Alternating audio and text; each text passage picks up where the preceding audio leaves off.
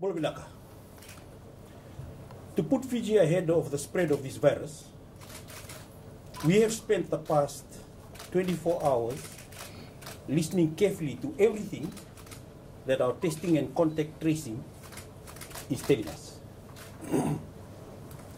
As the Honorable PM announced yesterday, we will not hesitate to escalate our response in accordance with the risk that we face. What we've learned since yesterday has changed our containment strategy in some important ways. The soldier who tested positive over the weekend remains securely in border quarantine facility. He never left. He was identified as a positive case in quarantine, and he never entered public spaces. So our contact tracing has been limited to 69 primary contacts within the facility, as well as their 267 secondary contacts. These contacts are all in quarantine.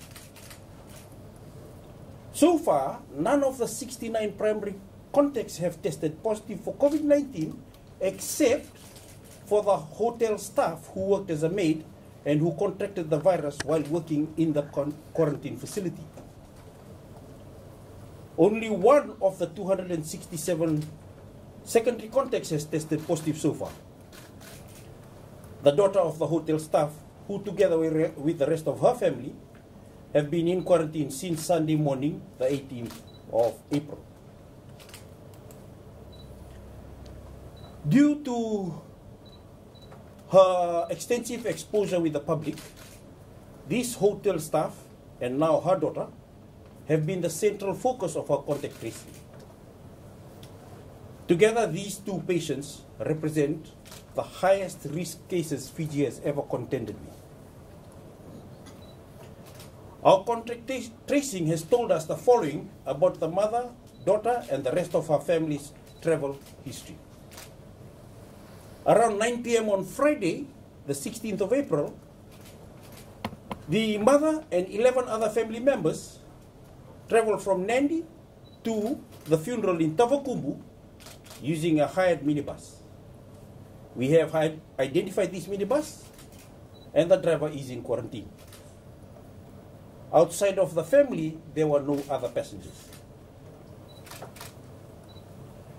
The mother and 8 of our family members returned to Nandi later at 12:30 a.m. the same evening. Again, this was a hired minibus. It drove from Tavakumbu to Nandi at 10 p.m. on Friday, 16th of April.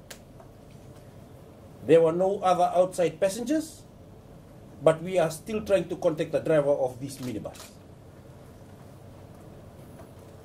The next day, Saturday, she and 7 other family members traveled to Tavakumbu at 9 a.m., again by hired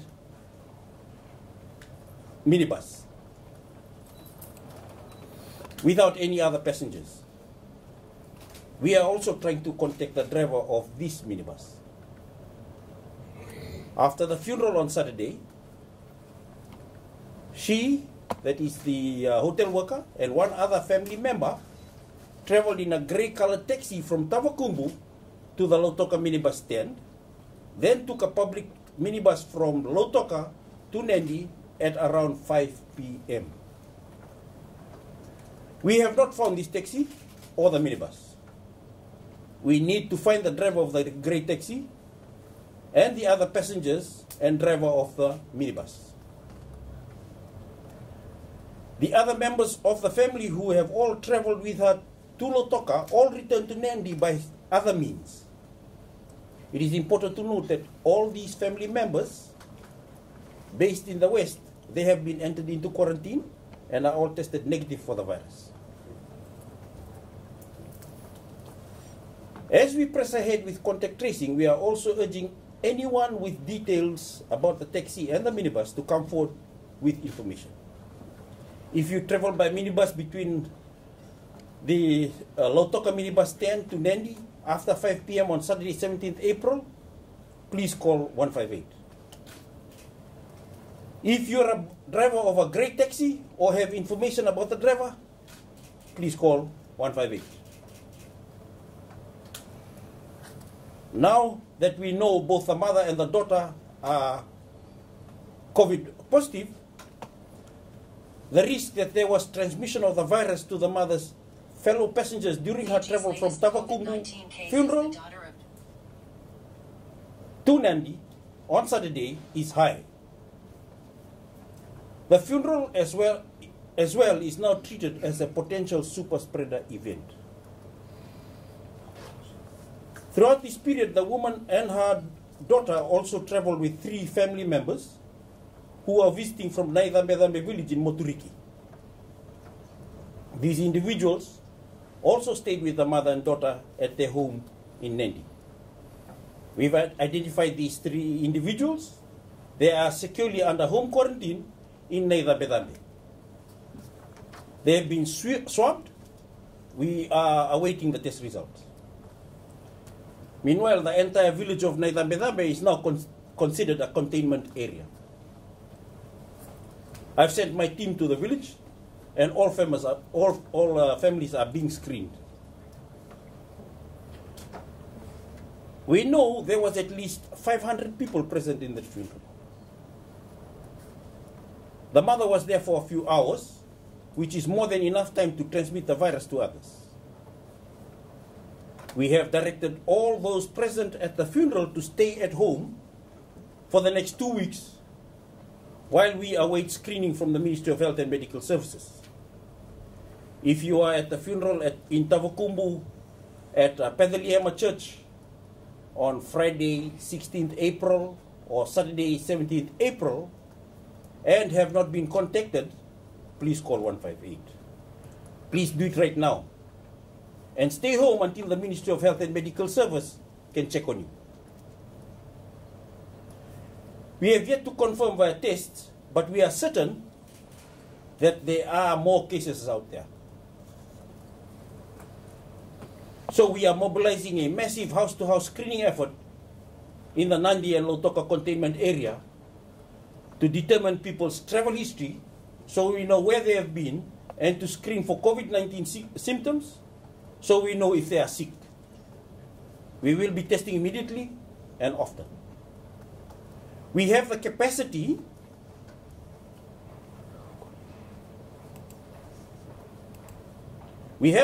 to run 600 tests per day. This is how many tests we plan to run every day for the next 2 weeks at least. For this screening effort to be done well, we need to ensure that people in the Nandi and Lautoka containment area are at home as much as possible. This is why, from tomorrow, we are asking that movement within the Lautoka and Nandi containment area be restricted for emergencies, employment, and essential purposes only. If you do not have an essential reason to travel, don't. We need everyone at home as often as possible. Basically, if you are living within the containment area, you should treat everyone as COVID positive until it is proven otherwise. If you need to go outside, wear a mask. Keep your distance from others. Head straight home once you finished your work, shopping, or accessing essential services. For those businesses which are open, I cannot stress enough how important it is that you enforce physical distancing within your business and require that your customers have the Care Fiji app turned on while they are in your premises. We've been informed that some supermarkets are not enforcing these measures. Please remember, as announced by Honorable PM, shops will be shut down if these reports are found to be true. Care Fiji is one of the most efficient contact tracing tools we have. If you have Care Fiji and you come into contact with someone who has the virus, we can alert you quickly to keep you and your family safe. The more Fijians that have downloaded this app, the more quickly we can flush out the virus and return life to normal. I also want to be clear with everyone. The problem here is the virus, not any one person. We need to shake the harmful stigma around people who are living with COVID-19. This virus is highly transmissible. Anyone can catch it. And all of us need to be honest with our health officials about how we are feeling and where we have been. If you feel you have symptoms, call 158. If you know someone experiencing symptoms, call 158. If you suspect you have had contact with either or two confirmed patients, either of our two confirmed patients, call 158. Our screening clinics are open and available throughout the country as part of a national network of community surveillance to identify COVID-19-like symptoms among the Fijian public and to get them tested. As for the rest of Fiji, the restrictions announced yesterday are unchanged. Non-work gatherings should not be happening of any size anywhere in Fiji. I know this is a bitter pill to swallow for those who have planned religious celebrations, but this is a matter of life and death. Those services, no matter how small, can put lives at risk. Our discipline and sacrifice today will keep COVID-19 stricken patients out of ICUs, prevent loss of lives. All faiths teach us the value of every life.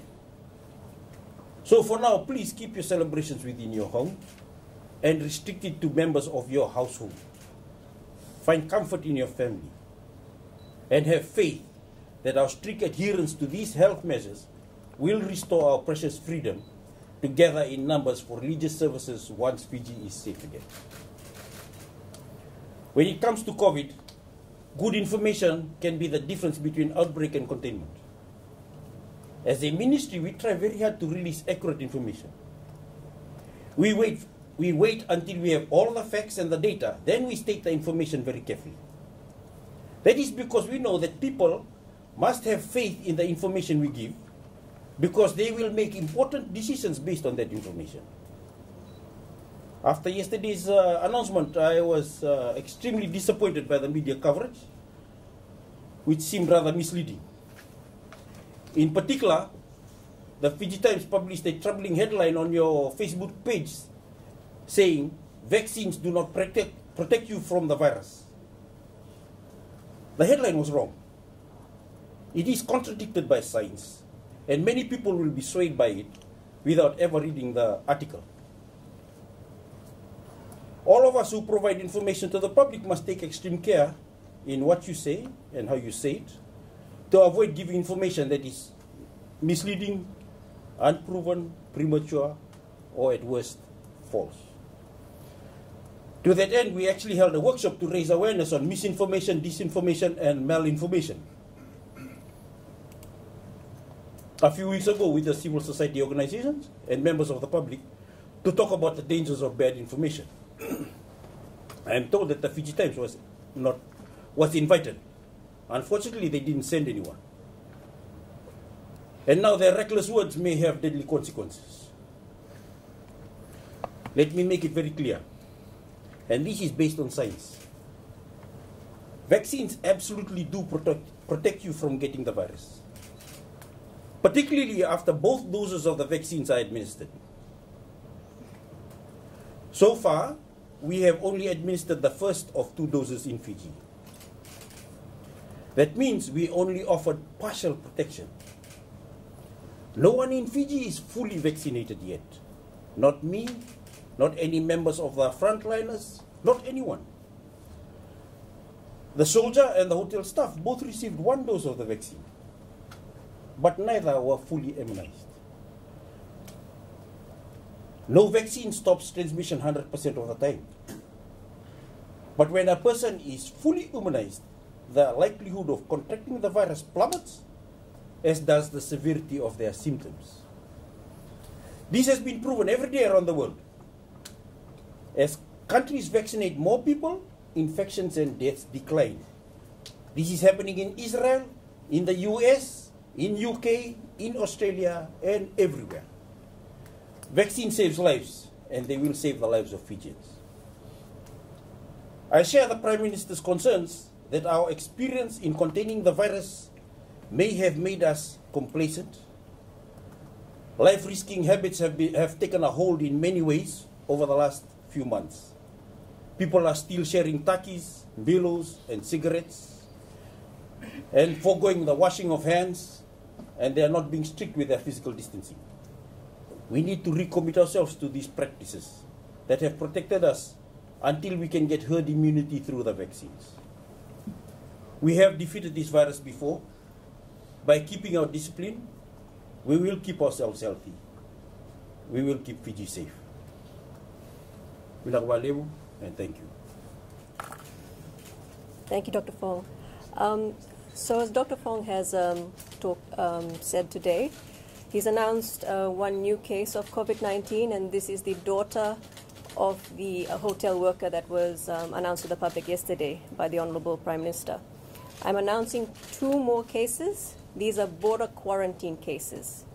So these 2 border quarantine cases are a 25-year-old and a 32-year-old who are Republic of Fiji Military Forces soldiers who recently returned from duties overseas. I'm saying again, these are border quarantine cases. So these are the cases that we tend to be quite used to. They come in from overseas, they go to our border quarantine facilities for 14 days. They need 2 negative tests before they can leave quarantine. So they tested positive during one of these routine tests in border quarantine. So they've also been transferred to the isolation ward at Lautoka Hospital in accordance with our normal protocol for positive cases.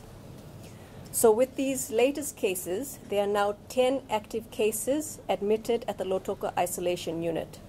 The first 5 are the border quarantine cases, the older ones that were announced up until the end of last week. And the recent 5, of course, has been announced. So this means that Fiji has had 77 cases in total since our first case on March the 19th, 2020. 55 of these cases have been international travel associated, detected in border quarantine. And as you all know, two recent cases, the quarantine hotel worker and her daughter, are our first cases of local transmission in over 1 year. A total of 43,241 COVID-19 tests have been conducted, with a daily average of 277 tests per day over the last 7 days, and a weekly average of 1,892 tests a week over the last 2 weeks. There are currently 800 people who have recently arrived from overseas undergoing mandatory 14-day quarantine in our border quarantine facilities in Nandi. Thank you very much. Thank you, PS and Dr. Alicia. Ladies and gentlemen, just to reiterate the messages that have been released over the last few days by the Honourable Prime Minister and the PS. In addition, health services continue to be delivered for emergency and patients who are very sick and need immediate and ongoing treatment. But we are asking relatives and people who will regularly visit hospitals to reduce visitation. This is important during this time to the visitations to the hospitals. Dialysis patients around Lautoka and Nandi and outside the border can go into through the border to access dialysis centers in Lautoka and Nandi. We know them, we know their names. We've got their names in a list which has been given to the police team at the border. So all they need to do is to identify themselves at the border and access the service on time. In addition, CWM Hospital is putting together a tertiary level team to be stationed at Singatoka and Rakiraki hospitals to take over the roles that Lautoka Hospital usually provide in terms of secondary and tertiary health care. So those who get sick or injured during this time and need to access tertiary level care, they can either go to Singatoka Hospital, to Rakiraki Hospital to access the services, health services that they need. As stated yesterday, travelers who need to fly out of the country can still access the airport through the border as stated by the Honorable Prime Minister yesterday. Our COVID response unit is putting together the SOP for this, the Standard Operating Procedure, and this will come out and be on our website so that whoever needs to go through and fly out of the country can access the information and know what to do to be able to continue with their journey. As stated by the Permanent Secretary, the health team is intensifying our surveillance and screening program, particularly in Lautoka. The team at Lautoka are putting together some 30-odd teams who will go out in the next few days and get to each and every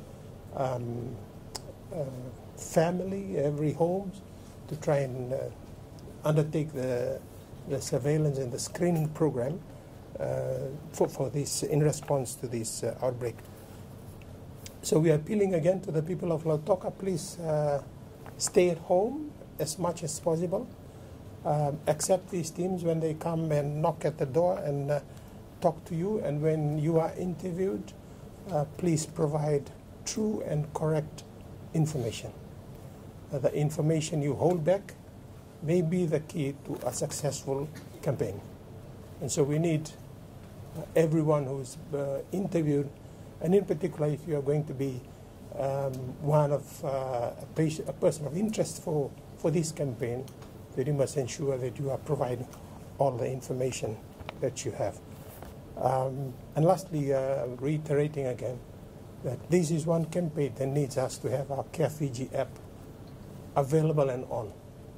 So please, if you haven't downloaded, download the app on your Android phone and make sure it is activated by activating the Bluetooth so that this is when we go and do contact tracing in the community. The app will be very useful for us in identifying people who've come within proximity of close contacts or possible contacts, and help our team as they go out and try and identify cases in the community. Thank you very much. Thank you, Dr. Fong. Semi from Fiji Village. Do you have some specific details on those two minibuses? What colors they were? Have you even asked the people that were in those minibuses on, do they know the drivers and what areas they were based at, or some of those details that can help some people out there? Yes, where the information is with the technical people, but that particular information about those minibuses, we don't, because we had to rely on what was told to us by the patient and the daughter, and we didn't get much more apart from that information, because they had the hired minivan was not a problem, the one that they hired. The problem really is the public transport that they took back. That's the one that we cannot. They had a public one taxi that came and brought them from Tavakumu to the minibus stand, and then they didn't have a hired minibus. They just went for a normal minibus that goes up and down. So we didn't get the details of those ones. But the hired minibuses, they actually gave us the number and we were able to deal with them. Yes. Have you been able to pinpoint how the quarantine, the soldier and the lady were able to contract the disease? I think I mentioned this. Yeah, well, I mentioned in the earlier statement. We feel that the soldier may have got the virus in the course of handling some baggage and interacting with two passengers who came from India on the 10th of April. That means when he was carrying their baggage down, he had his appropriate PPE on, but we feel that was the most likely area touch point, based on the fact that that he was able to transmit it to somebody else. It had to have harbored for a few days and then transmit. The next touch point was when the lady who was cleaning the room and getting the room ready, and he walked in to come and put his stuff in the room. And he stayed there for a bit of time, and that's the interaction that we believe that, because it's a contained space, and when you have a high viral load, it's very easy to spread the disease in a contained space. So that's how we believe. What has, as I mentioned, what has been breached really is the fact that this interaction was not reported, because that lady should have gone into quarantine immediately, but it was not reported. And so that is the piece of our container SOP that did not get the oversight that is normally provided on that with those kind of cases. Yeah? There's usually some degree of oversight that actually allows us to see that breaches happen. Doc, has this meant that overall procedures will now change in all hotels? The procedures don't need to change because what we have been doing was working. What happened was that there was a part of a procedure that was not adhered to, and that was where the problem is. Yeah? Your contact tracing. Many people in Fiji are now realizing if Care Fiji app would have been turned on, how easy this process would have been. Yes. If we had relied on Care Fiji app, we would have probably known who was close to this person. If she had her Care Fiji app on while she was moving up and down the corridor, we would have actually known who all the phones that she was close proximity with, and we would have been informing those people with the other phones, hey, there was a person who was in close proximity to you for more than 15 minutes. And we would have had a list generated already, and we would be out there trying to look for people. It is true now that we now more than ever we really need people to download the Care Fiji app, put on the Blue protocol. Dr. Fong, so are you saying that of the 500 or so, or maybe it's 300 or 200, of the people who were in and around the 53-year-old maid, not one single one had the Care Fiji app? What we were saying was that this now demonstrates how easy it would have been if everybody had it. It doesn't mean that not a single one had it. We are now going through the data. We will get some more data on who was close to who.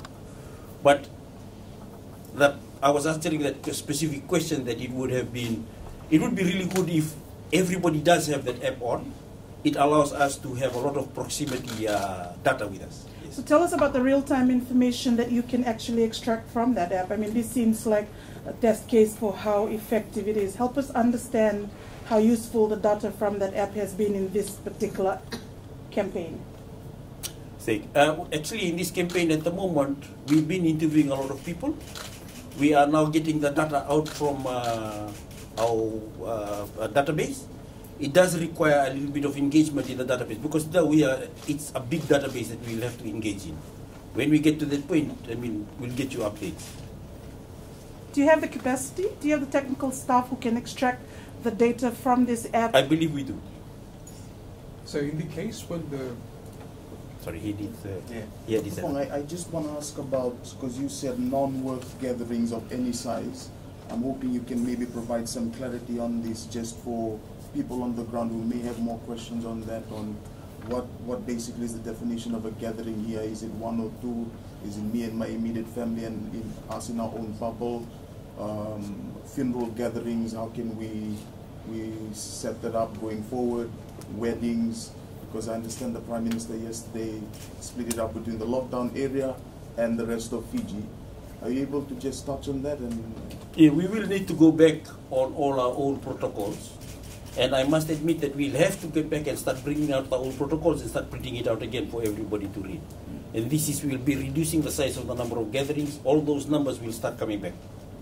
Yes, at the moment, because most of our efforts are really on trying to gather as much information around the contact tracing system, that's where most of my efforts are primed at the moment. We do have a comms team that's now going to start pulling out messages to update the public on the size of the gatherings that we are looking at and being more specific with regards to the public health restrictions. Yeah. And as well as businesses, because we know from the Prime Minister's speech, he just said for the rest of Fiji, businesses can open with COVID-safe guidelines. There's a lot of questions around businesses like gyms and all of that, where there's a lot more contact, and whether they really can open. Yes, I realize that that is something that is going on at the moment. I've had a few questions come to me on Viber. We'll sort that out. We'll get more specific information out soon. As I mentioned, our biggest priority at the moment is getting the containment plan working. And the exercise of going through whole of Lotoka and Nendi, house to house, that's a huge logistic exercise. I spent the whole of today just doing that. And most of last night we were just talking about how we're going to sort that out.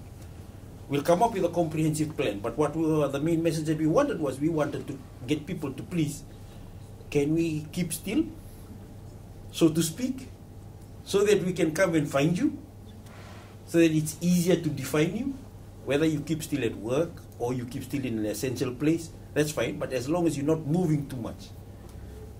And this is one of the reasons why I'm particular about the gatherings. Because if people start, having to, once you have a gathering, then you'll have people going back and forth, back and forth, back and forth. That's going to make it too hard for us. Okay, so most of the information I'm releasing at the moment is just to support us in terms of our screening exercise, our identification of cases early, and our containment. So, Doc, basically what you are saying is that for everyone in Fiji to come out on top in front of COVID-19, everyone has to make that sacrifice. Yes. Yes, they need to make that sacrifice. We need to make sure that people prevent transmission by having the distance. The distance is really important to us. Yes, the mask is important, but to me the distance is most important. And if I can get, if you can make, when you're walking down the road, you see too many people standing together, avoid the crowd. Okay? Avoid having to stand together in a big crowd for too long, especially for more than 15 minutes.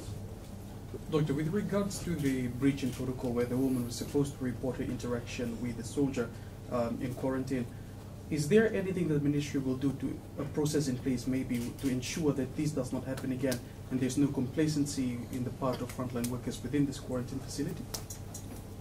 There's a lot of things that we will do to provide greater oversight.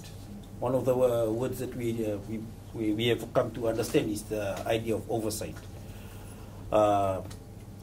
Unfortunately, there are some places in our quarantine area that might not have good enough CCTV that actually sees everything. So we'll have to review that part. But as I've mentioned before, the quarantine is an operation run by human beings, and no quarantine process ever in the whole world has been 100% foolproof. Every single quarantine system in the world have been breached.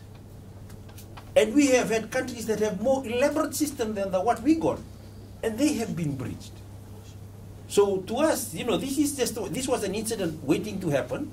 We have prepared, we have made sure that we had enough processes for containment, for early identification and containment around.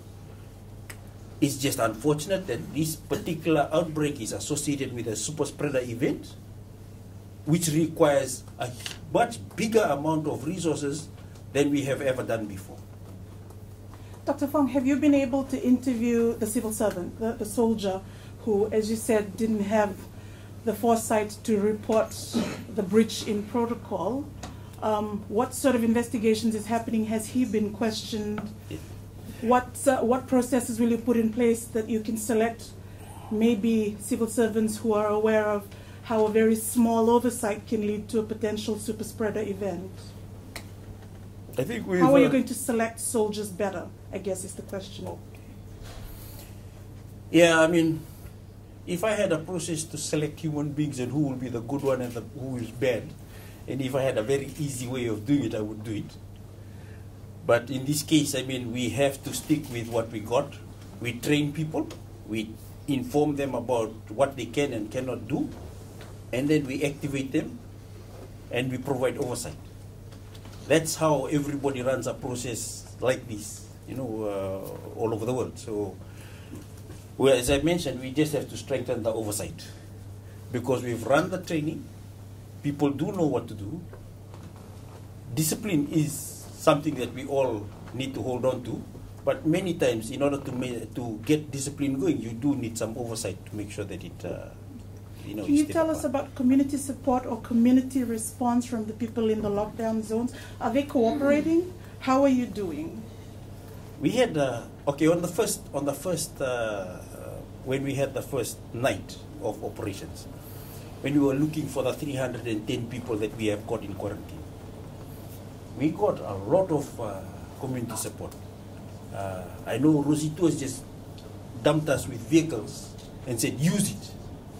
We had specific destinations. They just came and said, we'll give, you tell us where to go, we run. We had I don't have the list of all those people. I wish I had that list because it was a good opportunity for me to mention it. But we had a list of many people who actually stepped forward and said, yes, we will help you. And that support actually allowed us to secure 310 people in the course of 12 hours and put them in Nandi. And that's huge. And that's the kind of support that we will need from the community. I mean, that was massive. We had the same kind of community support when we got the volunteers to help us with our vaccination, where we did more than 45,000 vaccines in a space of 7 days. That was with a lot of volunteers helping. So I'm fairly happy that we are in the space as a community to overcome this virus. It's just that we have to keep the discipline and keep working on it, and I'm sure we'll get ahead of it. It's just that we just have to be focused on making sure that we maintain the physical distance, do the COVID-safe behavior, and when called upon to help, we help.